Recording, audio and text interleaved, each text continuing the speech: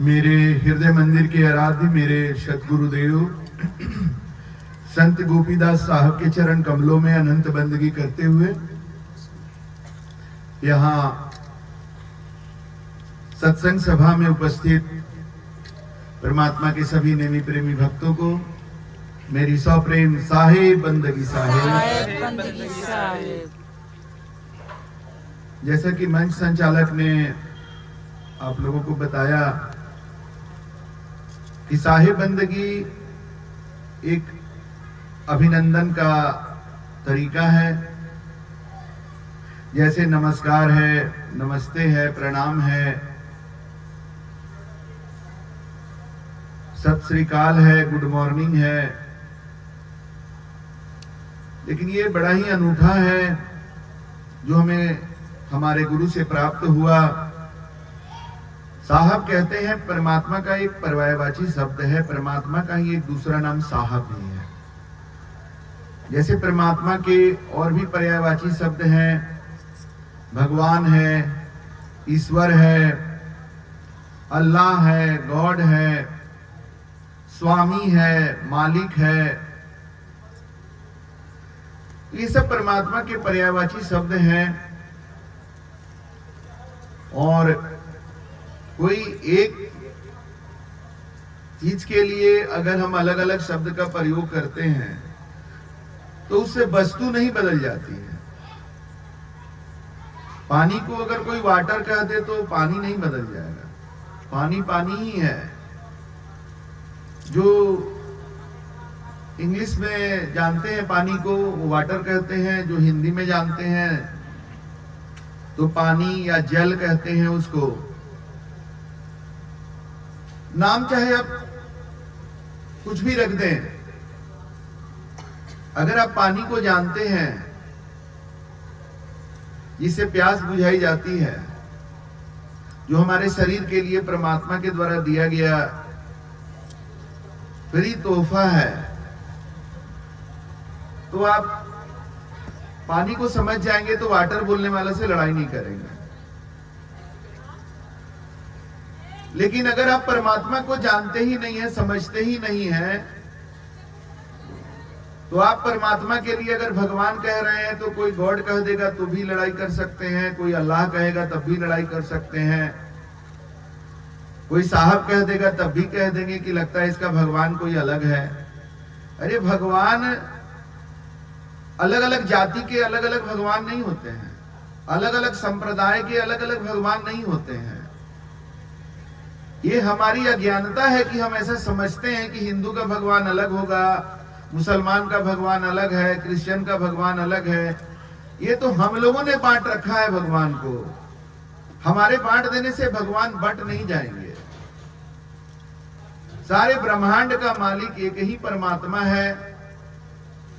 वो न हिंदू है, न मुसलमान है, न सिख है, न ईसाई है।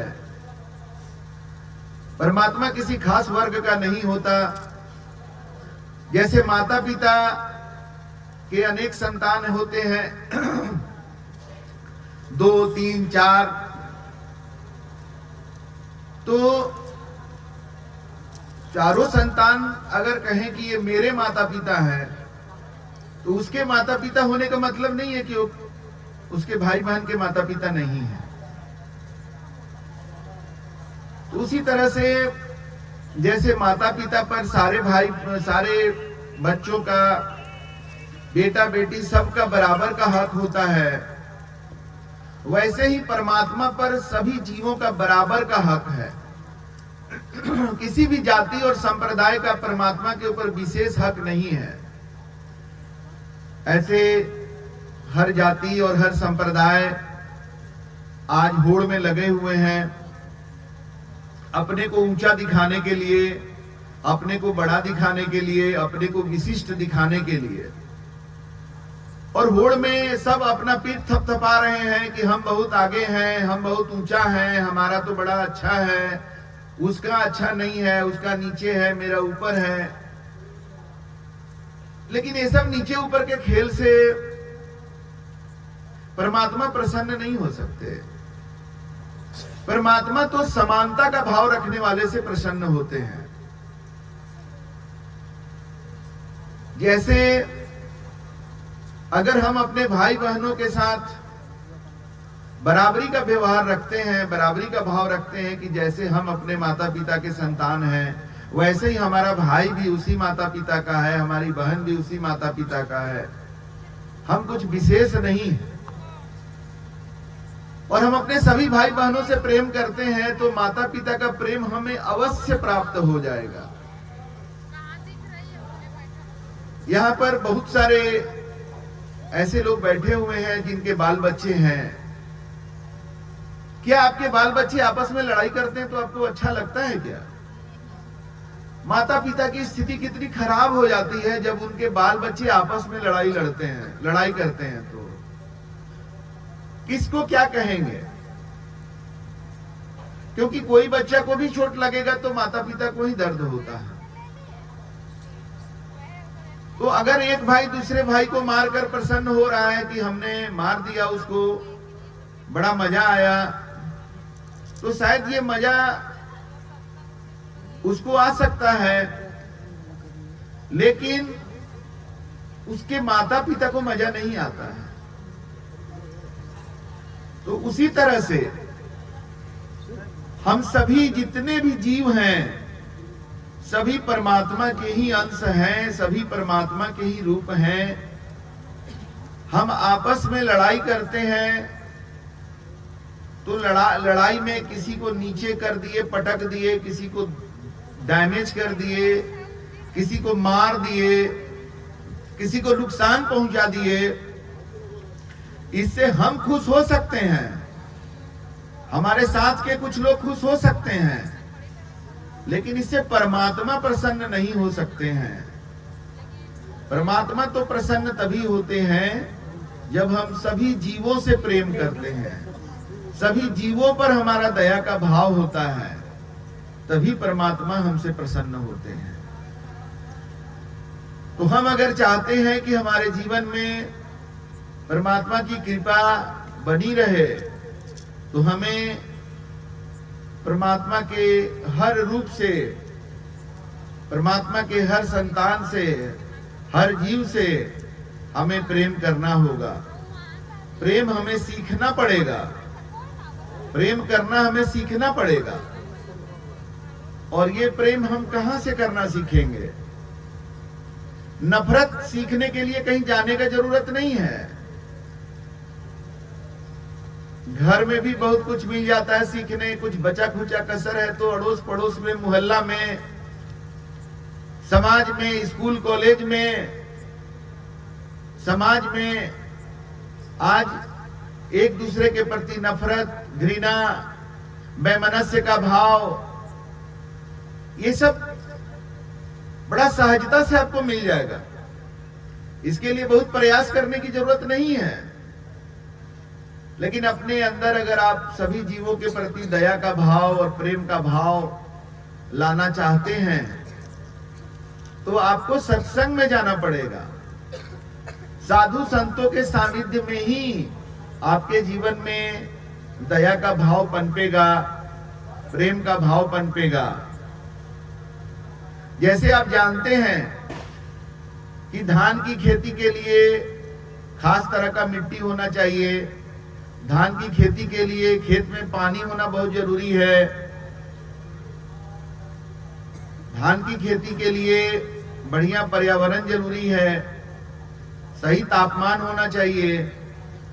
तो अगर एक धान का पौधा को उगने के लिए इतना सारा चीज चाहिए तब वो सही तरीका से उग सकता है, तो आपके अंदर प्रेम और दया का भाव, आपके अंदर भक्ति का भाव, आपके अंदर सत्य पर चलने का प्रेरणा और विश्वास, ये सब कुछ के लिए भी आपको एक माहौल चाहिए। और वो माहौल आपको सत्संग में मिलता है।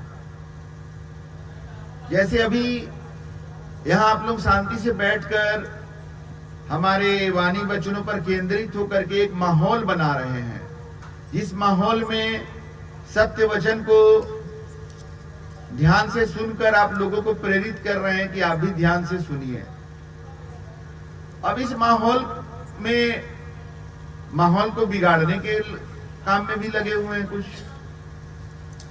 तो ये सब चीजें चलती रहेंगी, लेकिन जो माहौल आप यहां पर बना पा रहे हैं, इससे निश्चित तौर पर इस सत्संग सभा में बैठे हुए किसी न किसी व्यक्ति का जीवन तो आज जरूर बदल जाएगा, और इसका श्रेय आप सभी को जाएगा,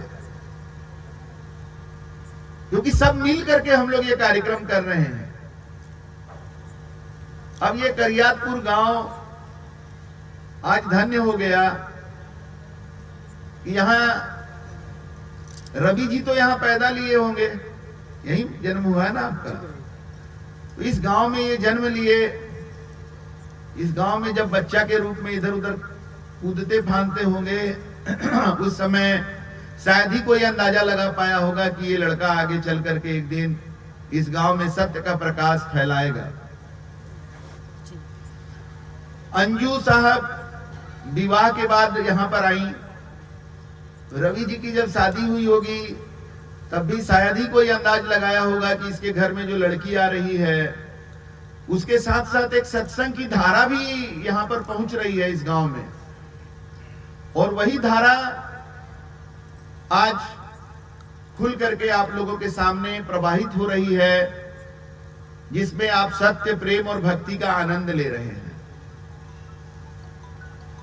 लेकिन इस धारा का आनंद सदा लेने के लिए, लंबे समय तक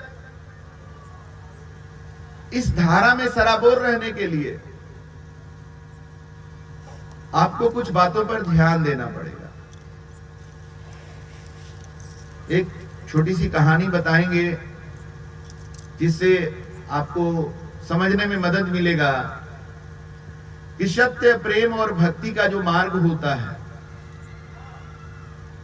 वो मार्ग पर चलने के लिए क्या चीजें जरूरी हैं, क्यों आज बहुत लोगों के लिए ये मार्ग बहुत कठिन है, और क्यों आज बहुत सारे लोग इस मार्ग पर बड़े आनंद से चल रहे हैं। क्या अंतर है दोनों में? तो एक बार समुद्र में एक तेज लहर आई, और उस लहर में समुद्र का एक मेढक समुद्र के किनारे आ गया, और वहां से चलते चलते वो एक कुएं में आ गया। जब कुएं में आया तो कुआं के जो मेढक थे वो उसको देखकर पूछने लगे कि भाई तुम कहां से आए हो, क्योंकि समुद्र का पानी अलग है, समुद्र का लंबाई चौड़ाई गहराई अलग है, समुद्र का तापमान अलग है, समुद्र का स्वच्छंदता अलग है, कुआं का पानी का अलग बात है, एक संकीर्ण दायरे में वो पानी है, ठहरा हुआ पानी है, वहां का माहौल अलग है। तो समुद्र का मेढक देखने में भी कुआं के मेढक से अलग लग रहा था। तो कौतूहलवश कुआं के मेढक जो है अपने को रोक नहीं पाए, पूछ बैठे कि भाई तुम कहां से आए हो। तो समुद्र के मेढक ने कहा कि क्या बताएं, कैसे बताएं, हमें समझ में नहीं आ रहा है, हम तो समुद्र से आए हैं यहां। तो कुआं का मेढक बोला समुद्र, समुद्र तो सुना है हमने कि बड़ा होता है बहुत, तो कितना बड़ा समुद्र होता है। तो कुआं का चारों तरफ 2-4 बार परिक्रमा किया और बोला इतना बड़ा होता होगा ना समुद्र। तो समुद्र का मेढक मुस्कुरा दिया। इतने में कुछ और मेढक जो है वो भी फुदकने लगे, वो भी छलांग लगाने लगे, और कुआं के इस पार से उस पार, उस पार से इस पार कई बार करने के बाद थक गए तो बोले कि इससे बड़ा तो समुद्र हो ही नहीं सकता है। अब ये सब चर्चा चल रही थी, छलांग पर छलांग लगाया जा रहा था, तो कुएं के मेढकों का सरदार तक भी बात चली गई। वो भी आ गया, भाई क्या माजमा है, क्या हो रहा है। तो वो जब मैटर को समझा, बात को समझा, तो बोला कि अब हम बताते हैं तुम लोगों को समुद्र कितना बड़ा होता है। तो कुएं के मेढकों का सरदार था, तो निश्चित तौर पर बाकी मेढकों से तगड़ा था।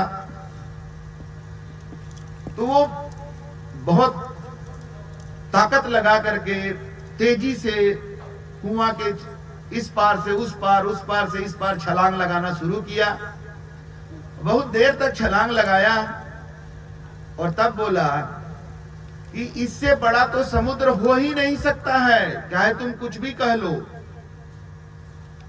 और फिर समुद्र के मेढक के तरफ देखने लगा।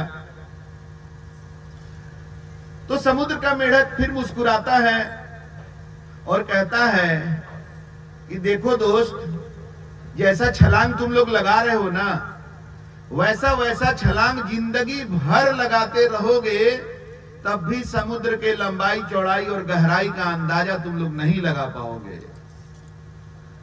उसका एक ही तरीका है कि तुम लोगों को एक ऐसा छलांग लगाना होगा कि तुम इस कुआं से बाहर निकल जाओ, और फिर हमें पता है समुद्र का रास्ता, हम तुम्हें बता देंगे, हमारे साथ चलो। और चलकर समुद्र में जा करके समुद्र को जानो, समुद्र को समझो, तभी तुम्हें अनुभव हो पाएगा, समझ में आएगा कि समुद्र होता क्या है। वरना जिंदगी बीत जाएगी इस कुएं में, समुद्र को कभी जान नहीं पाओगे।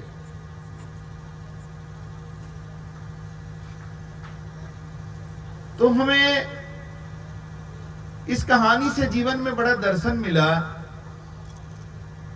कि जिसका जीवन सीमित दायरे में बंधा हुआ है, वहां से वो असीमित परमात्मा का अंदाजा लगाना चाहता है, तो कैसे लगा सकता है। कोल्हू का बैल जो है वो दिन भर चलता है, लेकिन दूरी तय नहीं करता है, क्योंकि कोल्हू का बैल बंधा हुआ होता है। नाव अगर किनारे में रस्सी से बंधा हो तो कितना भी चप्पू चला लोगे, नाव कहीं जाने वाला नहीं है। वहीं पर थोड़ा आगे पीछे दाएं बाएं हो सकता है। आज लोगों का जीवन बहुत हद तक ऐसा ही दर्शन मिलता है।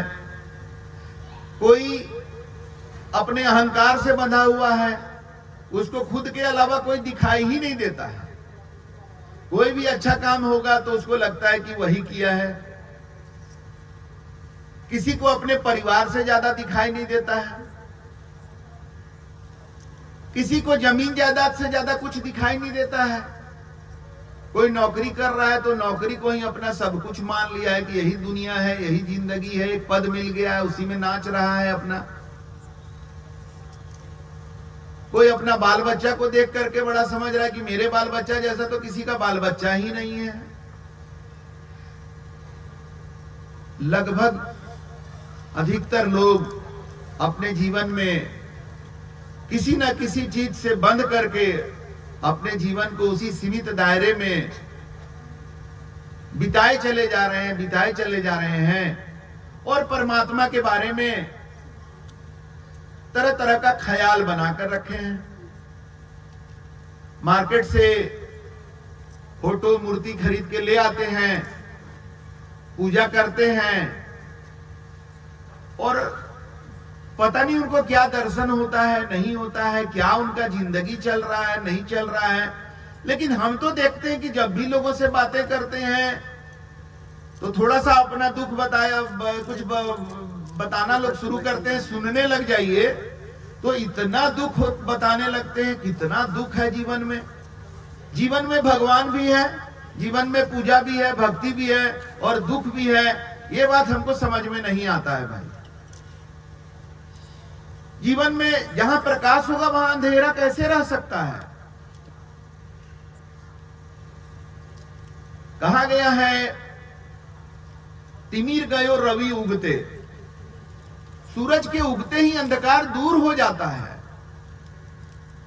तो जीवन में भगवान भी है, भक्ति भी है और दुख और कष्ट भी है, क्लेश भी है। ये कैसे हो सकता है? परमात्मा जिसके जीवन में प्रकट होंगे तो उसके जीवन में क्लेश कैसे प्रकट हो सकता है? उसके जीवन में विद्वेष कैसे प्रकट हो सकता है? वहां नफरत कैसे रह सकता है? वहां हिंसा कैसे रह सकता है? वहां निर्दयता कैसे रह सकता है? ये हमको नहीं समझ में आता। हमने तो अपने जीवन में देखा कि जब मेरे जीवन में गुरु आ गए तो मेरे जीवन में दया का भाव आ गया, क्षमा का भाव आ गया, मेरे जीवन में प्रेम और भक्ति का भाव आ गया। गुरु की सेवा करते करते, गुरु का संगति करते करते, गुरु की पूजा करते करते किस तरह से ये सब सद्गुण स्वतः आते चले गए, विकसित होते चले गए, ये हम भी नहीं बता सकते। जरूरत है केवल सच्चे गुरु के संगत में जाने का और उनके बताए अनुसार अपने जीवन का जो संकीर्ण दायरा है, जिस कुआं में हम आज अपने जीवन को बांध लिए हैं, जिस रस्सी में अपने जीवन को बांधे हुए हैं, काम वासना की रस्सी, क्रोध की रस्सी, लोभ की रस्सी, मोह माया की रस्सी, जमीन जायदाद की रस्सी, रिश्ते नातों की रस्सी, जब तक इस रस्सी को हम तोड़ेंगे नहीं तब तक हम जीवन में आगे बढ़ ही नहीं सकते हैं। और जब साधु संत इस रस्सी को तोड़ने की बात करते हैं तो लोग खड़े हो जाते हैं कि आप क्या कहना चाहते हैं, हम बाल बच्चा को छोड़ दें? आप क्या कहना चाहते हैं, हम रिश्ता नाता को तोड़ दें? आप क्या कहना चाहते हैं, हम पैसा कमाना छोड़ दें, नौकरी करना छोड़ दें? अरे साधु संतों ने कभी ऐसा नहीं कहा। साधु संत हमेशा कहते हैं कि तुम अपने गलतियों को छोड़ो। पैसा में गलती नहीं है, हमारे बाल बच्चा में, बीवी में गलती नहीं है, हमारे रिश्ते नातों में गलती नहीं है, जमीन जायदाद में गलती नहीं है, नौकरी में गलती नहीं है। गलती तो हमारे अंदर के भाव में है। हम नौकरी किस भाव से करते हैं, हम अपने बाल बच्चे को किस भाव से देख रहे हैं। आज लोग अपने बाल बच्चे के भविष्य को लेकर बहुत चिंता करते रहते हैं। अरे तो तुम ये मान लिए हो कि बाल बच्चा तेरा ही है, तेरा है, तेरा ही है, इसीलिए तो तुमको इतना तनाव है। तुम ये भूल गए कि तुम्हारा भी मालिक कोई और है और तुम्हारे बाल बच्चे का भी मालिक वो है।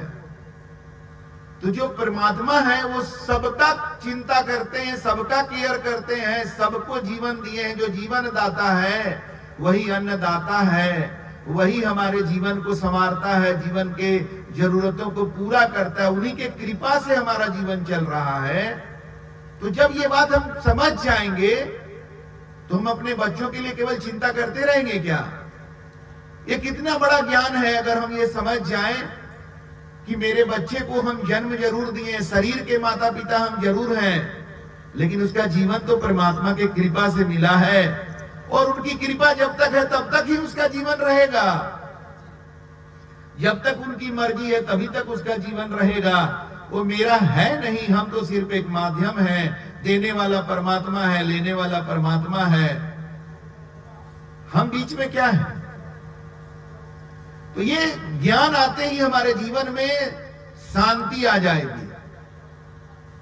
इसीलिए कहते हैं कि जब जीवन में सच्चे गुरु होंगे, सच्चा ज्ञान होगा, सच्चा दर्शन होगा, तो वहां पर चिंता नहीं रहेगा, डर नहीं रहेगा, वहां क्लेश नहीं होगा, विद्वेष नहीं होगा, वहां काम क्रोध लोभ मोह अपना जगह नहीं बना सकता है।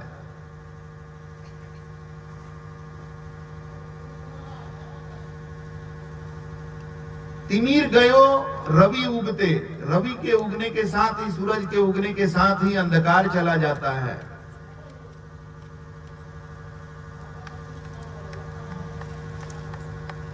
तिमिर गयो रवि उगते, कुमति गयो गुरु ज्ञान। कुमति कैसे जाता है? जब जीवन में गुरु का ज्ञान आ जाता है तो कुमति चले जाता है। सुमति कैसे चला जाता है? सुमति गयो अति लोभ से। जब जीवन में लोभ आ जाएगा तो हमारा मति खराब हो जाएगा। और भक्ति, भक्ति गयो अभिमान। जिसके अंदर अहंकार है वहां भक्ति नहीं रह सकता है। हम अगर परमात्मा के भक्त बनना चाहते हैं, परमात्मा की भक्ति करना चाहते हैं, तो केवल मंदिर में जाकर जल चढ़ाने से, दूध चढ़ाने से, टीका लगाने से, चुनरी चढ़ाने से भक्ति नहीं हो जाएगा। हमें खुद को चढ़ाना पड़ेगा परमात्मा के चरणों में। मतलब अपने अहंकार को समर्पित करना पड़ेगा भगवान के मंदिर में, तब हमारे जीवन में भक्ति प्रकट होगा। जब तक अहंकार रहेगा तब तक वहां भक्ति प्रकट नहीं हो सकता है। इसीलिए परमात्मा ने गुरु बनाया कि गुरु के चरण में जो जाएगा, उनके चरण में जो अपना माथा रखेगा, उनके चरणों में जो समर्पित होगा, उसमें परमात्मा की भक्ति स्वतः प्रकट हो जाएगी। और एक बात जान लीजिए, भगवान न हिंदू को मिलेंगे, न मुसलमान को मिलेंगे, न सिख को मिलेंगे, न ईसाई को मिलेंगे। और हम कुछ कबीर की वाणियां बोलते हैं तो कुछ लोग हमको कबीरपंथी समझ लेते हैं। तो ये भी हम बता दें, भगवान कबीरपंथी को भी नहीं मिलेंगे। तो भगवान मिलेंगे किसको? भगवान सिर्फ और सिर्फ भक्त को मिलेंगे। और भक्त का कोई जाति नहीं होता, भक्त का कोई संप्रदाय नहीं होता। भक्त तो सिर्फ एक ऐसा इंसान होता है जो परमात्मा के प्रति अपने अहंकार को मिटा चुका होता है। भक्तों की कहानी प्रेम की कहानी होती है और दुष्टों की कहानी अहंकार की कहानी होती है। राम का नाम आते ही सत्य, मर्यादा, पिता के प्रति प्रेम, सत्य के प्रति निष्ठा, असुरों का नाश करने वाला, सत्य को स्थापित करने वाला, ऐसा ध्यान में आता है। और रावण का नाम आते ही अहंकारी, कंस का नाम आते ही अहंकारी, हिरण्यकश्यपु का नाम आते ही अहंकारी का छवि आ जाता है। अब आप बताइए कि आप क्या बनना चाहते हैं? अहंकारी बन करके रावण, कंस और हिरण्यकश्यपु बनना चाहते हैं, या गुरु के चरणों में अपने अहंकार को मिटाकर राम और कृष्ण के जैसे सत्य, प्रेम, मर्यादा, धर्म, इसके प्रतीक बनना चाहते हैं? राम कृष्ण से को बड़ा उन्हू तो गुरु कीन, तीन लोक के वेधनी गुरु आगे अधीन। अरे रामचरितमानस नहीं भी पढ़े होंगे, टीवी पर रामायण सीरियल भी देखे होंगे अगर, तो ये बात समझा जा सकता है कि भगवान राम जब अपने गुरु के पास आश्रम से ज्ञान लेकर के वापस आ गए, तो पुनः अपने गुरु के आदेश से ही असुरों का वध करने के लिए, जो असुर साधु संतों को, ऋषि मुनियों को भक्ति करने में, साधना करने में, तपस्या करने में बाधा पहुंचाते थे, उनका वध करने के लिए पुनः चले गए अपने गुरु के आदेश से। फिर वही भगवान राम अपने गुरु के आदेश से ही सीता जी के स्वयंवर में आए, और स्वयंवर में आने के बाद ऐसा नहीं कि सीता जी को देखकर उतावला होकर धनुष तोड़ने के लिए चले दिए कि हाँ धनुष तोड़ देंगे।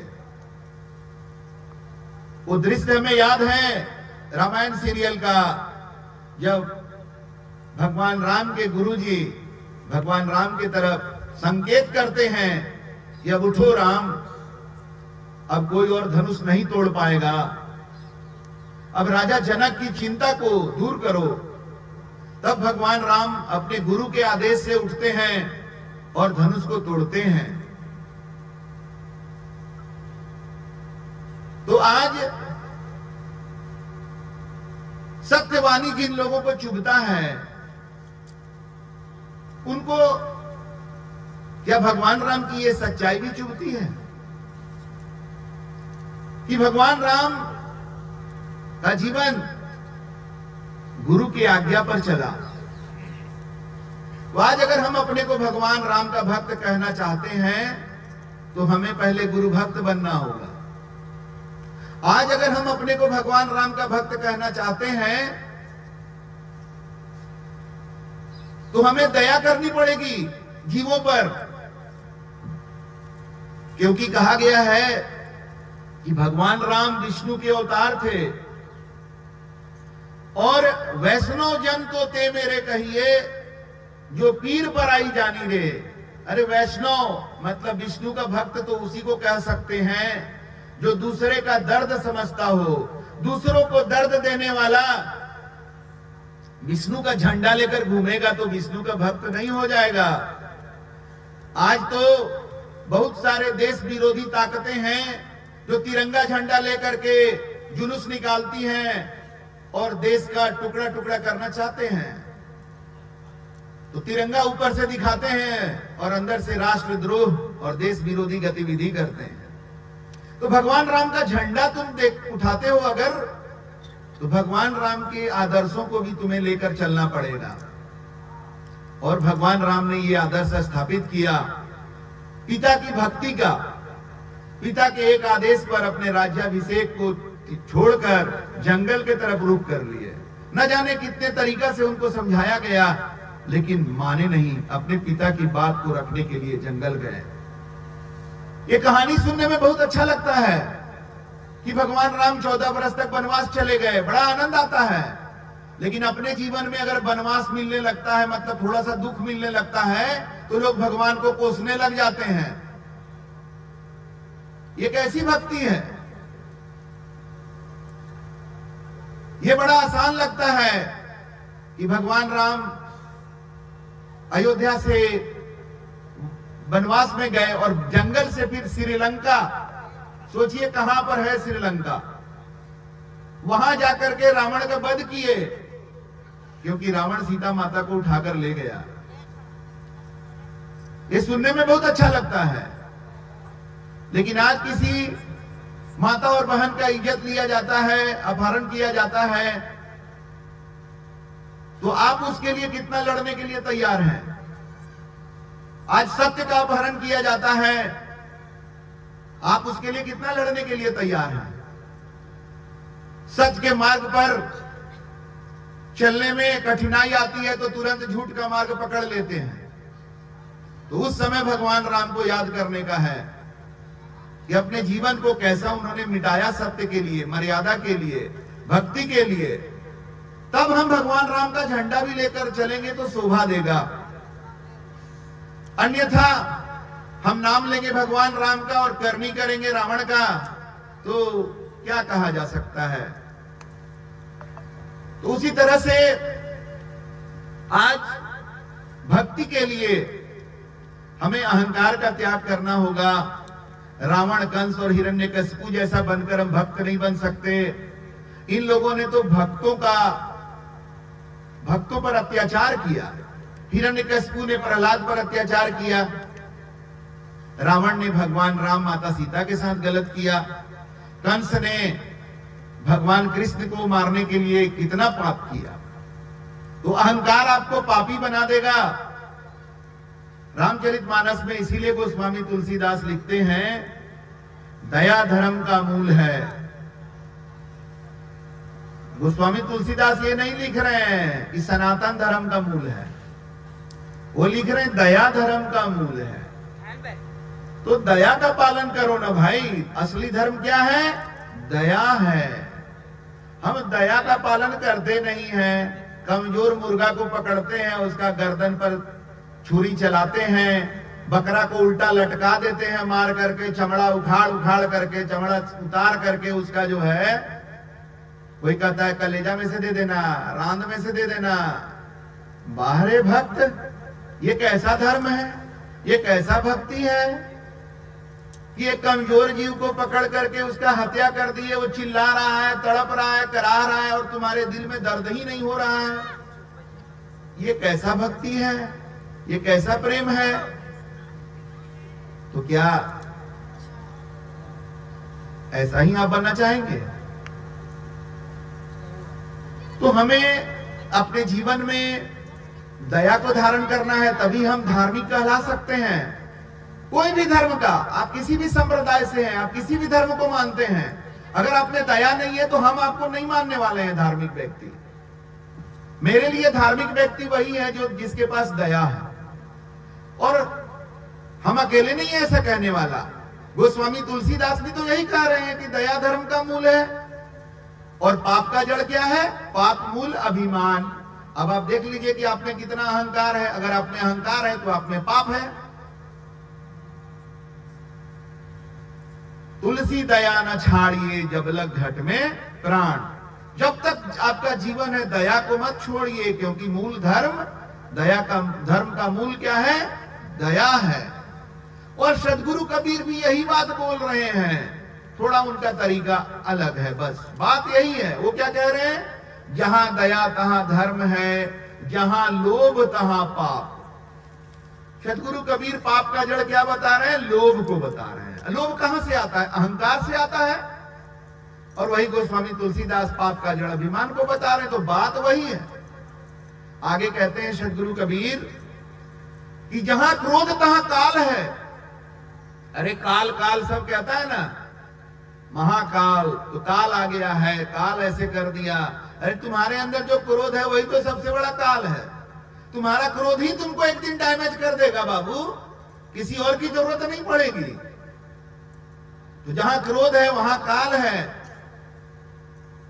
और क्रोध को अगर खत्म करना है अपने जीवन से, काल को भगाना है, भगवान को प्रकट करना है, तो जीवन में क्षमा लाना पड़ेगा। जहां क्षमा तहां आप, जहां क्षमा है वहीं परमात्मा है।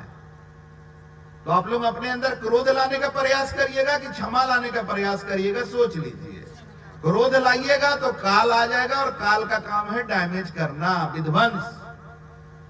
और क्षमा करिएगा तो परमात्मा आएंगे, और परमात्मा आएंगे तो आपके जीवन में प्रकाश आएगा, आपके जीवन में ऊर्जा आएगी, आपके जीवन में शांति आएगा, आपके जीवन में आनंद आएगा।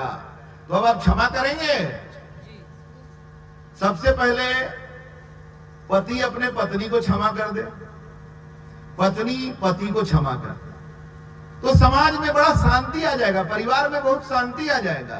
क्योंकि आज समाज में जो अशांति है उसका केंद्र बिंदु पति पत्नी का लड़ाई झगड़ा है। आज पैसा का इतना बोलबाला हो गया है, हर जगह पैसा पैसा पैसा, कि पति पत्नी में पैसा को लेकर ही लड़ाई हो रहा है। ऐसा नहीं कि पैसा का कमी से लड़ाई हो रहा है।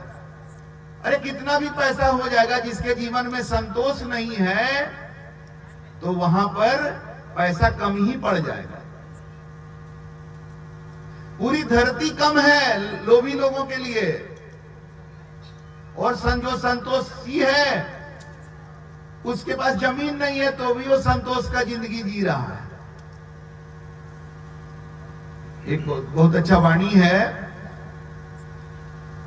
गजधन गोधन बाजीधन और सकल धन खान। गजधन मतलब हाथी, गोधन मतलब गाय, बाजीधन मतलब घोड़ा। हाथी घोड़ा पालकी जिनके पास है वो तो धन है ही, और रतन धन खान। और धन क्या है? रतन है, रत्नों का खान जो है ये सब धन है। लेकिन जब आए संतोष धन, सब धन धूरी समान। जिसके जीवन में संतोष आ गया तो उसके लिए सब धन धूल के समान है। आज हमारे एक शिष्य का फोन आया कि हमारे ननिहाल में बहुत सारा जमीन जो है, हमारे ददीहाल में बहुत सारा जमीन जो है वो दादी के मायके में बहुत सारा जमीन दादी के नाम पर है। अब वो दादी गुजर गई, अभी जमीन का सर्वे वगैरह चल रहा है बिहार में, पता नहीं झारखंड में भी चल रहा होगा, पता नहीं हमको, बिहार में चल रहा है सर्वे। तो वो लोग बोला कि हमारे जो दादी के मायके वाले हैं वो लोग कह रहे हैं कि ये सब जमीन तो तुम्हारे दादी के नाम पर था, तो तुम लोग हमको ट्रांसफर कर दो। तो देखिए सत्संग में गुरु के मार्गदर्शन में चलने वाले लोग कैसे होते हैं। हमारे शिष्य ने कहा कि वो सब जमीन वो मेरा है ही नहीं, वो मेरे दादी के नाम पर है, कोई बात नहीं, आप जैसे कहिए वैसे हम आपको दे देंगे, क्योंकि उनके जीवन में संतोष धन है। संतोष धन नहीं होता तो जिसके दादी के नाम पर जमीन हो तो दावा करेगा कि नहीं करेगा। आज कितने लोग हैं जिनके पास बहुत जमीन है, फिर भी वो दूसरे का जमीन हड़पने में, और दूसरे का क्या, अपने ही भाई का, बहन का हिस्सा का जमीन हड़पने में लगे हुए हैं। तो आज सत्संग को बढ़ावा दिया जाए, साधु संतों के वाणी वचनों को बढ़ावा दिया जाए, तो समाज में कितना शांति आएगा, समाज में सत्य और प्रेम स्थापित होगा। लेकिन बहुत सारे लोगों को साधु संतों से ही बैर है और अपने को बड़े धार्मिक बोलते हैं। टीवी पर दो चार बाबा लोग का कुछ सुन लेते हैं और बस सारे साधु संतों को वैसे ही बोलने लग जाते हैं। अरे भाई, तुम टीवी में सुन लिया कुछ बाबा के बारे में, तो मेरे सामने आओ ना, हम फैसला कर देंगे। तुमसे पूछेंगे पहले कि तुम क्या करता है, सो बताओ पहले। हम तो ऐसे ही बात करते हैं सीधा, तुम बताओ कि तुम क्या करता है। तो कोई कहता है कि हम तो डॉक्टर हैं, तो हम बोले तुम डॉक्टर है। बहुत सारा डॉक्टर तो ऑपरेशन करता है तो पेट में कैंची छोड़ देता है।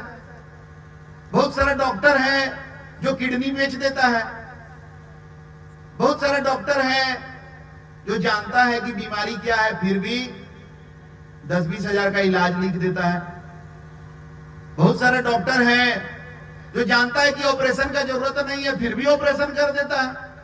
तो तुम भी वैसा ही डॉक्टर है क्या? तब तो कहने नहीं, हमको आप कैसे ऐसा कैसे समझ रही है। अरे भाई, तो दो चार बाबा के बारे में तुम जाना तो सारे साधु संत को तुम वैसा ही समझने लग गया। तो हम तो बहुत सारे डॉक्टर के बारे में जाने हैं तो तुमको समझ लिए, तो क्या गलत समझ लिए। तो कोई कहता है कि हम वकील हैं, तो वकील हो। अरे बहुत सारा वकील है जो पैसा ले लेता है मुवक्किल से, और जो परिवादी है जो दूसरा पक्ष है उससे भी पैसा लेके केस उसके फेवर में कर देता है। बताइए कितना बड़ा गद्दारी है, कितना बड़ा धोखाबाजी है। तो सारे वकील को वैसा मान लिया जाए। तो साधु संतों की सही महिमा ग्रंथों में बताई गई है। अरे खोज करो ना, कोई तो सही मिलेगा ना। हो सकता है तुम कहते हो कि नहीं हम आपको नहीं मान, मत मानो, हमसे भी एक से एक लोग हैं, खोजो तो। कोई तो साधु संत के शरण में जाओ, कोई तो गुरु के शरण में जाओ। सब खराब है, तुम ही सबसे अच्छा है क्या? अरे कोई तो अच्छा होगा, हम नहीं सही कोई और सही। लेकिन साधु संतों की महिमा धर्म ग्रंथों में बताई गई है। रामचरितमानस के मंगलाचरण में बताया गया है, विधि हरिहर कवि कोविद महिमा साधु महिमा कहत सकुचानी।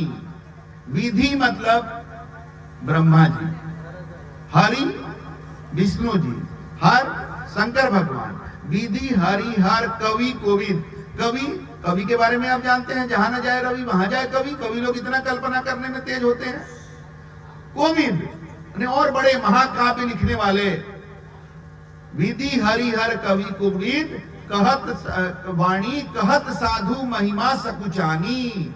साधु संतों की महिमा का बखान करने में संकोच करते हैं ब्रह्मा विष्णु महेश भी। साधु संतों की कितनी बड़ी महिमा है सोचो, रामचरितमानस में लिखा हुआ है।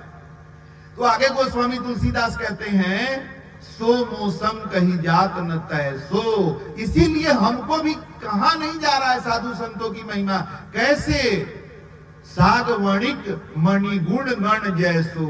साग बेचने वाला जैसे मणि और रत्न का गुणगान कैसे कर सकता है, वैसे हम साधु संतों की महिमा का बखान करने में समर्थ नहीं महसूस कर रहे हैं अपने आप को। सोच करके देखो जरा, तुम जो अपने को बड़ा ये समझ रहे हो, तो जिसको दुनिया मान ली रामचरितमानस को, जिसको दुनिया मान ली गोस्वामी तुलसीदास को, वो तो कह रहे हैं कि साधु संतों की इतनी बड़ी महिमा है। सदगुरु कबीर कह रहे हैं कि 7 द्वीप 9 खंड में गुरु से बड़ा ना कोई, करता करे ना कर सके, गुरु करे सो होए। स्कंद पुराण कहता है कि गुरु ब्रह्मा गुरु विष्णु गुरुदेव महेश्वर, गुरु साक्षात परम ब्रह्मा तस्मै श्री गुरुवे नमः। और तुम्हारे जीवन में गुरु नहीं है और तुम अपने को 30 मार्का समझते हो, समझ सकते हो, कोई बात नहीं है। अरे अपने परीक्षा देना है, अपने कॉपी चेक करना है, अपने मार्क्स बैठाना है, तो शायद हमको भी मौका मिले तो अपने को 100 में 100 दे देंगे। तो तुम वही काम कर रहे हो। खुद क्वेश्चन सेट करता है, खुद कॉपी लिखता है, खुद अपने को नंबर दे देता है कि हम 30 मार्क हो गए, बहुत बड़ा। अरे वैसे नहीं होता है। आज हम यहाँ बैठकर प्रवचन कर रहे हैं तो हमारे गुरुदेव ने हमें सर्टिफिकेट दिया है। कोई तो होना चाहिए तुमको भी सर्टिफिकेट देने वाला। तुम बहुत पहुंचे हो तो कोई तो होना चाहिए ना। हमारे गुरुदेव की तस्वीर यहाँ लगी हुई है, एक आदमी तो ले आओ। तो हमारे गुरुदेव ने हमें संत का सर्टिफिकेट दिया है। तब अपने गुरु के कृपा से हमें जो मिला है वो आज हम निस्वार्थ भाव से बांट रहे हैं। अब हम निस्वार्थ हैं कि नहीं है, इसका सर्टिफिकेट अब हमको किसी से नहीं चाहिए। हम बता दिए, बस मानना है मानो, नहीं मानना है मत मानो। मेरी बातों पर अमल करके देख लो, तुम्हें पता चल जाएगा। आज बहुत सारे लोग यहाँ पर बता रहे थे कि हमारे गुरु जी के शरण में आए तो हमारा जीवन ऐसे बदला। ये लोग भाड़ा पर नहीं आए हैं, इनको पैसा देके नहीं बोलवाया जा रहा है। और कोई और भी ये हो जाएगा तो वहां यहाँ पैसा का हिसाब किताब नहीं चल रहा है भाई। मेरे शरण में आने के लिए, मेरे मार्गदर्शन में चलने के लिए कोई फी नहीं है, कोई यहाँ रसीद नहीं कटता है, यहाँ सब फ्री सेवा है। बस ले सको तो लो, बस मार्गदर्शन लेके चलो तो सही, तुम अपने जीवन को संवार लो। यही मेरी उपलब्धि है, यही हमारी गुरु भक्ति है कि हमने ग्रंथों में पढ़ा गुरु की महिमा को, लेकिन जब समाज में नजर दौड़ाया तो सही गुरु मिल ही नहीं रहे थे।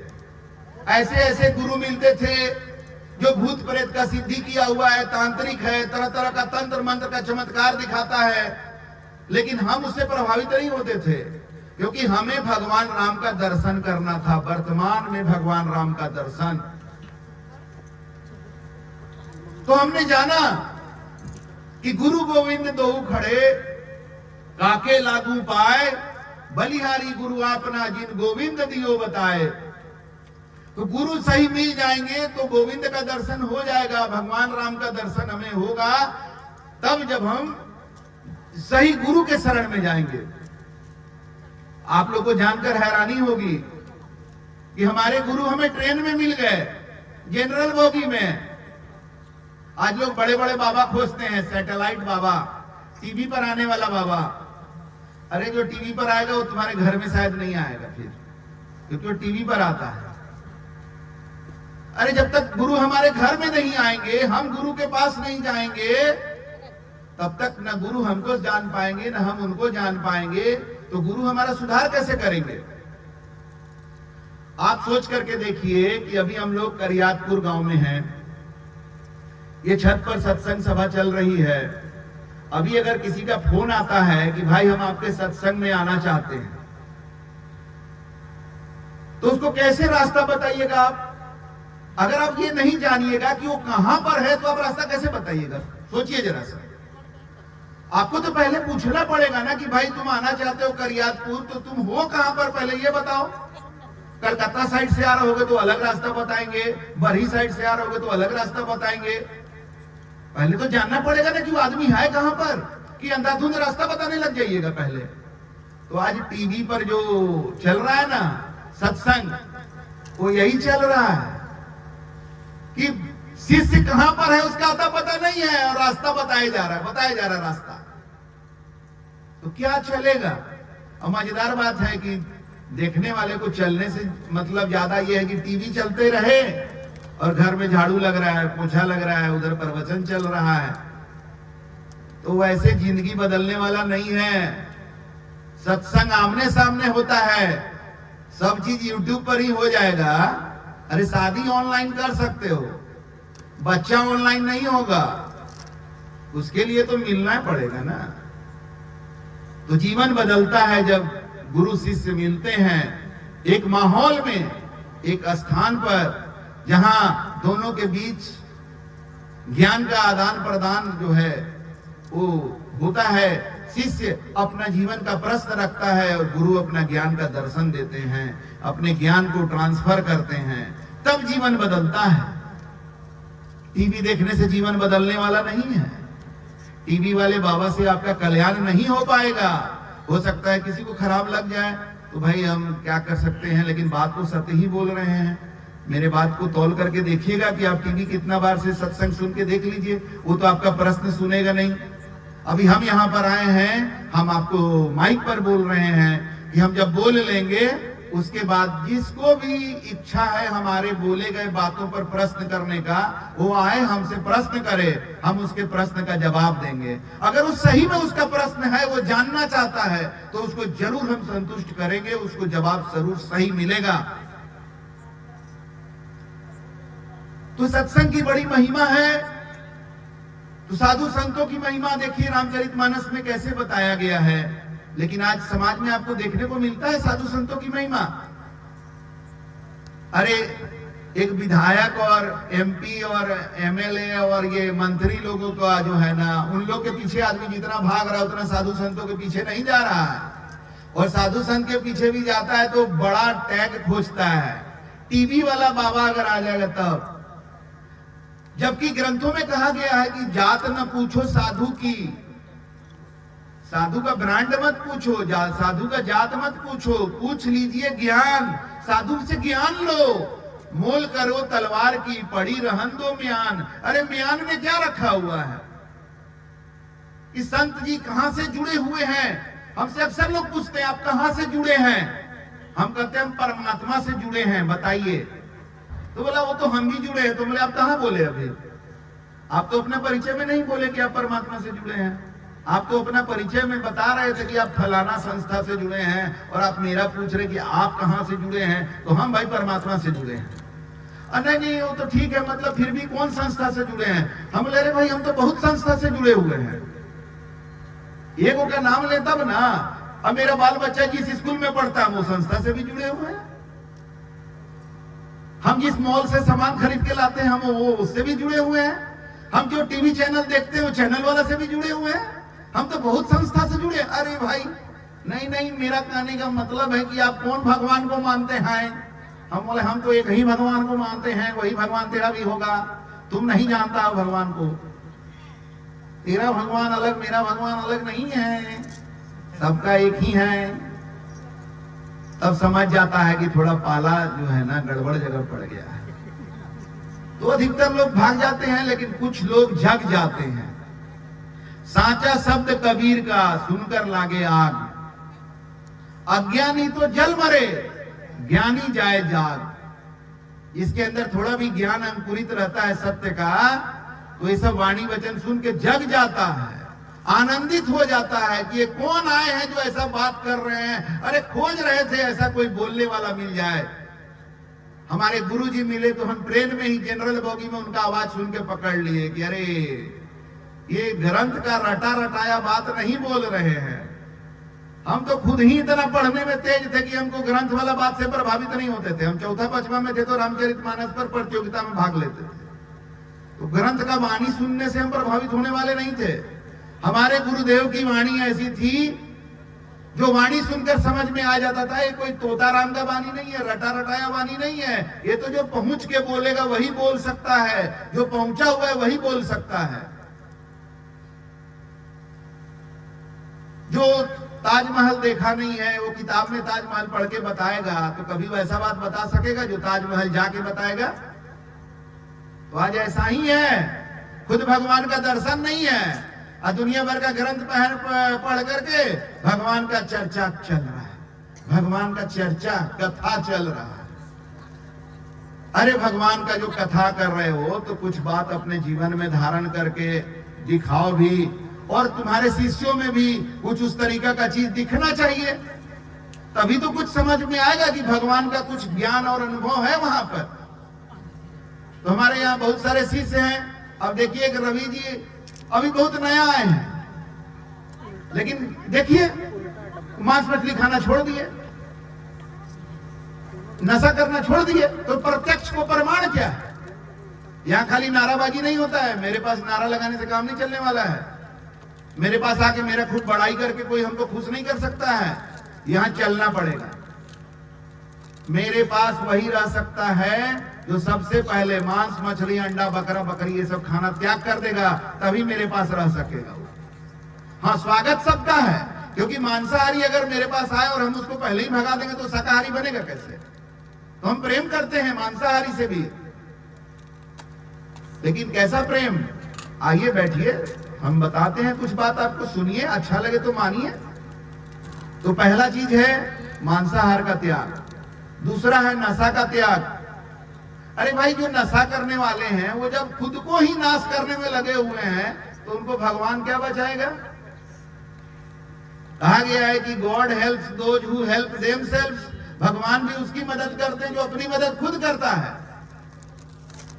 आपको कोई कहे कि मेरा बेटी का शादी में मदद कर दीजिए, और वो ना डेट तय करे बेटी का शादी का, ना कोई और व्यवस्था करे, और आपको कहे मदद कर दीजिए। अरे बेटी का शादी किसका, वो कुछ करे तब ना कोई मदद करेगा। तो जो जिसका बेटी का शादी है वो खुद दारू पी के पड़ा रहेगा तो कौन क्या मदद करेगा उसको? तो हम जब अपनी मदद करने के लिए खुद होंगे तब तो भगवान भी हमारी मदद करेंगे। तो जो दारू पी करके, सिगरेट पी करके अपना जीवन को, अपने शरीर को, अपने स्वास्थ्य को खुद डैमेज करने में लगा हुआ है, तो दूसरा कोई उसको क्या मदद करेगा भाई? वो भक्ति क्या करेगा तो भगवान उसको आशीर्वाद क्या देंगे? क्या आशीर्वाद देंगे बताइए? जो खुद को डैमेज कर रहा हो, भगवान से कहता है कृपा बनाए रखिएगा। अरे कृपा तो बनाए हुए हैं, लेकिन तुम तो खुद कृपा को डैमेज कर रहा है। जो परमात्मा की कृपा से मानव जीवन मिला है, तो उस कृपा में तुम दारू पी करके जो है वो मानव जीवन को नष्ट कर रहे हो। तो क्या कृपा करें बताओ? कृपा तो कर दी है, अब लगता है दोबारा कृपा नहीं करेंगे। भगवान को भी अफसोस हो रहा है कि हमने तो कृपा करके इसको जीवन दिया, और इस जीवन में इसको पैसा कमाने का रास्ता दिया, अब ये पैसा कमा के दारू पी रहा है, सिगरेट का धुआं उड़ा रहा है, खैनी खा खा करके अपना मुंह खराब कर ले रहा है। कितना लोगों को मुंह का कैंसर हो जा रहा है खैनी और गुटखा से। तो जो अपना चिंता नहीं कर सकता है उसका संगत करिएगा तो आपका क्या होगा, ये भी सोच लीजिए। तो हमारे साथ चलने के लिए आपको ये सब चीज का त्याग करना पड़ेगा। कबीरा खड़ा बाजार में लिए लुकाटी हाथ, जो घर जा रहे अपना चले हमारे साथ। तो बहुत लोग इसको समझा दिया कि अरे कबीर दास के चक्कर में मत पड़ना, वो कहते हैं जो घर जलाओ अपना तब मेरे साथ चलो।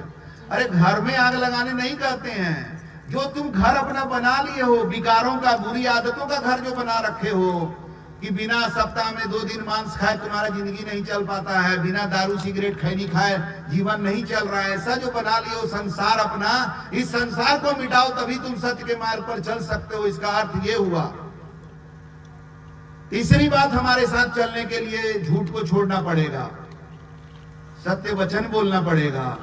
और सत्य वचन बोलने के लिए सत्संग में आकर के सत्य को जानना पड़ेगा पहले। जैसे आज बहुत लोग बकरा का बलि चढ़ाते हैं देवी के मंदिर में। बताइए जरा, ऐसा कोई देवी होगी, ऐसी कोई माता होगी जो बकरा का बलि चढ़ाने से प्रसन्न होगी? बकरा का हत्या होगा और देवी प्रसन्न होगी, ऐसा देवी होती है क्या? तो सत्य को जानते ही नहीं है। तो जो सत्य को जानोगे ही नहीं तो सत्य पर चलोगे कहां से? पहले सत्य को जानने के लिए सच्चा गुरु खोजो, साधु संतों का संगत करो, सत्य को जानो, तब सत्य बोल पाओगे, सत्य पर चल पाओगे।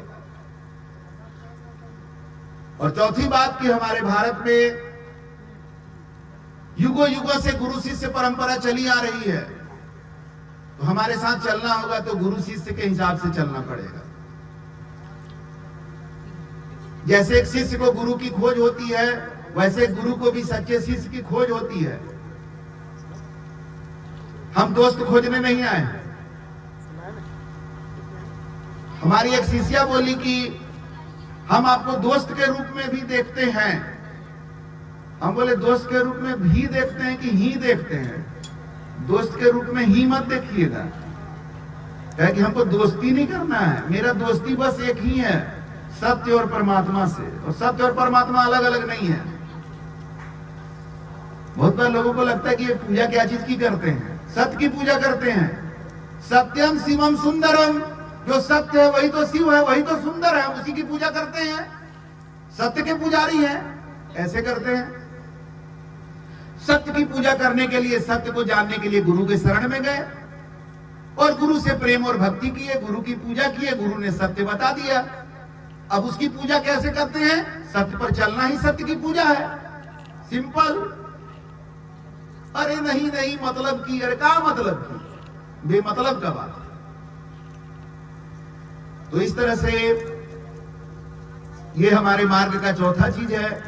और पांचवा चीज है नाम सुमिरन। हमारे साथ चलेंगे, हमारे बताए मार्ग पर चलेंगे तो आपको नाम सुमिरन करना है। अब नाम सुमिरन देखिए, नाम सुमिरन का देखिए उदाहरण, राम नाम सत्य है, इसका क्या मतलब हुआ? राम सत्य है क्यों नहीं कहा गया? राम नाम सत्य है बोला जा रहा है, मतलब राम का नाम ही सत्य है। और क्या कहा गया? राम से बड़ा राम का नाम। ग्रंथों में लिखा हुआ है सबसे बड़े संत हैं, दूजा नाम है, तीजा 10 अवतार है, तीने प्रणाम है। तो नाम की महिमा तो हम लोग बचपन से सुन रहे हैं। राम नाम की लूट है, लूट सके तो लूट, अंतकाल पछताओगे जब प्राण जाएंगे छूट। तो राम का नाम कितना बार लेते हो जीवन में? तो परमात्मा के वर्तमान नाम का सुमिरन, ये हमारे साथ चलने के लिए पांचवा कदम है। बस ये 5 बातें अगर आप तैयार हैं, हमारे साथ चल सकते हैं। इसके लिए धर्म परिवर्तन करने की जरूरत नहीं है। ये कोई धर्म परिवर्तन का प्रोग्राम नहीं है। तो धर्म को स्थापित करने में लगे हुए हैं कि लोगों के जीवन में धर्म स्थापित हो। धर्म तो गायब हो रहा है लोगों के जीवन से, और धर्म को ही धर्म मान के चले जा रहे हैं। झंडा धर्म का, काम धर्म का। मेरा कहना है झंडा धर्म का लिए हो तो काम भी धर्म का करो, धर्म को स्थापित करो। धर्म परिवर्तन करने का जरूरत नहीं है। हम वो विदेशी फंड से चलने वाले साधु संत नहीं है, जो विदेश से फंड आ रहा है धर्म परिवर्तन कराने का टारगेट मिला हुआ है, वो सब वाले हम नहीं है। और आज ये लोग बड़ा चालाकी से उसका नाम भी सत्संग रख देते हैं, परम पिता परमेश्वर कहते हैं, कोई कुछ कहता है। अरे भाई परम पिता परमेश्वर तो सबका एक ही है, परम पिता तो सबका एक ही है, परमेश्वर सबका एक ही है, भगवान सबका एक ही है, अल्लाह एक ही है। लेकिन वो कहता है कि नहीं मेरा अल्लाह, कोई कह रहा है मेरा गॉड, वैसे ही कोई कहता मेरे राम। पता नहीं कहां से लोग प्राइवेट लिमिटेड बना दिया, भगवान जी का भी प्राइवेटाइजेशन कर रहा है। लेकिन कोई लाल किला को अपने नाम पर लिख ले, ताजमहल को अपने नाम पर लिख ले, प्रेसिडेंट राष्ट्रपति भवन को अपने नाम पर लिख ले घर में, तो उसका थोड़ी हो जाएगा। तो ऐसे ही परमात्मा को जो लिख लेता है कि मेरा है, तो उससे किसी का नहीं होंगे, वो सबका है। तुम्हारे भी हैं, तुम्हारे भी हैं, तुम्हारे ही नहीं है, तुम्हारे भी हैं, सबके हैं और एक ही हैं। उनका अनंत रूप है। अभी हमारी एक शिष्या बोल दी कि देवी देवता का पूजा नहीं करते हैं, तो हम बता दें कि भाई हम देवी देवता का बहुत सम्मान करते हैं, देवी देवता का पूजा भी करते हैं हम, ये भी बता दें। अब हमारी शिष्या बात को नहीं समझ पाई ठीक से। देवी देवता कौन होते हैं ये जानना जरूरी है। अरे भाई हमारी माँ, हमारी बहन, हमारी पत्नी, यही तो देवी है। हम तो उसी में दुर्गा, लक्ष्मी, सरस्वती का दर्शन करते हैं। तो हमने तो अपनी माँ की पूजा की है, तो हम कैसे कहते कि हम देवी देवता का पूजा नहीं करते हैं? हम अपने पिताजी का पूजा किए हैं, तो हम कैसे कहते कि हम देवता का पूजा नहीं करते हैं? पति परमेश्वर कहा गया है कि नहीं? पिता को कहा गया है कि नहीं? ये पिता जो है वो भगवान के स्वरूप होते हैं। और सूरज देवता, देवता को हमने इस तरह से जाना है। अब आप पत्थर का मूर्ति का बना दीजिए और कहेगा इसी को पूजा करिएगा तभी मानेंगे कि देवता का पूजा करते, तो मत मानिए। हम सूरज देवता का सम्मान करते हैं, हम वरुण देवता का सम्मान करते हैं, हम इंद्र देवता का सम्मान करते हैं, ये सबसे हम प्रेम करते हैं। ये सब देवी देवता के बिना कैसे चलेगा भाई? ये सारे देवी देवता क्या परमात्मा से अलग हैं क्या? सब परमात्मा के ही अनंत रूप हैं। लेकिन जैसे धर्म का बहुत सारा रूप है, लेकिन जड़ क्या है? धर्म का मूल क्या है? दया। वैसे ही परमात्मा के अनंत रूप हैं, लेकिन मूल रूप क्या है? सत्य। इसीलिए जो एक साधे सब सदे, सब साधे सब जाए। गुरु की पूजा कीजिए, सब पूजा जेहि माही, जस जल सींचे तरु मूल शाखा पात खाही। एक गुरु का पूजा करने में सब पूजा हो जाएगा, क्योंकि स्कंद पुराण का हमने आपको बताया कि गुरु ब्रह्मा गुरु विष्णु गुरु देव महेश्वर गुरु साक्षात परम ब्रह्मा तस्मै श्री गुरुवे नमः। तो गुरु की पूजा में सब पूजा शामिल है, कोई छूटता ही नहीं है, सारे देवी देवता सब शामिल हैं गुरु की पूजा में। गुरु की पूजा कीजिए, सब पूजा यही माही, जस जल सींचे तरु मूल। पेड़ के जड़ में अगर आप पानी डालेंगे तो पत्ता में पानी डालने का जरूरत नहीं पड़ेगा। आज लोग परमात्मा रूपी जो महान वृक्ष है, जो ये सृष्टि है, ब्रह्मांड है, इसका एक एक पत्ता चुन चुन के पतवा में पानी डाल रहे हैं। हम जड़ में पानी डालते हैं तो हमको कहता है वो आप पत्ता को नहीं मानते हैं। अरे अगर हम पत्ता को नहीं मानते तो जड़ में पानी काहे के लिए डालते हैं? तो ज्ञान का अंतर है, तरीका का अंतर है, इसको समझना पड़ेगा। मूल बात को समझ लेंगे तो वहां कोई भेदभाव नहीं है, वहां कोई विद्वेष नहीं है, वहां कोई नफरत और घृणा नहीं है। जब सत्य का ज्ञान हो जाता है तो सभी से प्रेम ही आपके जीवन में रहता है, शांति ही आपके जीवन में रहता है, आनंद ही आपके जीवन में होता है। बस सिर्फ आपको इसके लिए सच्चे गुरु के शरण में जाना है। सत्संग में आते रहिए, सच्चे गुरु भी मिल जाएंगे, कोई जरूरी नहीं कि आज ही मिल जाए। हो सकता है कि हमें आपको दर्शन ना मिले, कोई बात नहीं है, लेकिन जब भी आपको खबर मिले कि बढ़िया कोई भी साधु संत आ रहे हैं, सत्संग हो रहा है, सत्संग में जाया करिए। बड़ा दुर्लभ है। रामचरितमानस में गोस्वामी तुलसीदास पहले ही लिख दिए हैं, संत मिलन हरि भजन दया दान उपकार, तुलसी इस संसार में 5 रत्न है सार। संत मिलन और हरि भजन, तुलसी दुर्लभ दोए, सुत दारा और लक्ष्मी, ये तो पापी को भी हो। ये बड़ा दुर्लभ है सत्संग। आज रवि जी की कृपा से ये सत्संग यहाँ मिल रहा है हम लोगों को। आगे भी आपको मौका मिले, सत्संग में जाते रहिए, कभी ना कभी सही गुरु आपको सत्संग में मिल जाएंगे। विवेकानंद इतना पढ़ाई किए, फिलॉसफी से, दर्शन शास्त्र से, परमात्मा का अनुभव नहीं हुआ उनको, तब वो सत्संग में जाना शुरू किए। और जब सत्संग में जाने लगे तो सत्संग में जाते जाते वो सवाल करते थे, क्या आप भगवान को जानते हैं? क्या आपको भगवान का दर्शन है? तो बड़ा आदमी घबरा जाते थे इसका जवाब देने में। लेकिन जब वो रामकृष्ण परमहंस के सत्संग में गए तो रामकृष्ण परमहंस ने कह दिया कि हाँ, हम भगवान का दर्शन किए, हम भगवान का दर्शन करा सकते हैं। तो विवेकानंद ने कहा कि तो करा दीजिए। तो बोले इसके लिए तुम्हें पहले अपने विकारों को दूर करना पड़ेगा, तुम्हारे दृष्टि में विकार है, वो कैसे दूर होगा? तो रामकृष्ण परमहंस ने कहा कि सत्संग से दूर होगा। तो विवेकानंद अपने गुरु के संगत में रहने लगे और रहते रहते महीना भर भी नहीं लगा, विवेकानंद को वो दर्शन हुआ जो उनके गुरु को भी वो दर्शन था। फिर विवेकानंद ने ऐसा इतिहास रचा जो आज भी दुनिया याद रखती है। तो सत्संग में जाते रहिएगा, सच्चे गुरु मिल जाएंगे अगर आपकी खोज सही है। क्योंकि कहा गया है, जिन ढूंढा 3 पाइयां गहरे पानी बैठ, गहराई में उतरना पड़ेगा, जो बोरा डूबन डरा रहा किनारे बैठ। तो इन्हीं वाणी वचनों के साथ अभी हम अपने वाणी को विराम देते हैं। बहुत अच्छा लगा आप लोगों का दर्शन पा करके, आप लोग हमारी बातों को ध्यान से सुने, इससे भी हम बहुत कृतार्थ महसूस कर रहे हैं। साहेब बंदगी साहेब।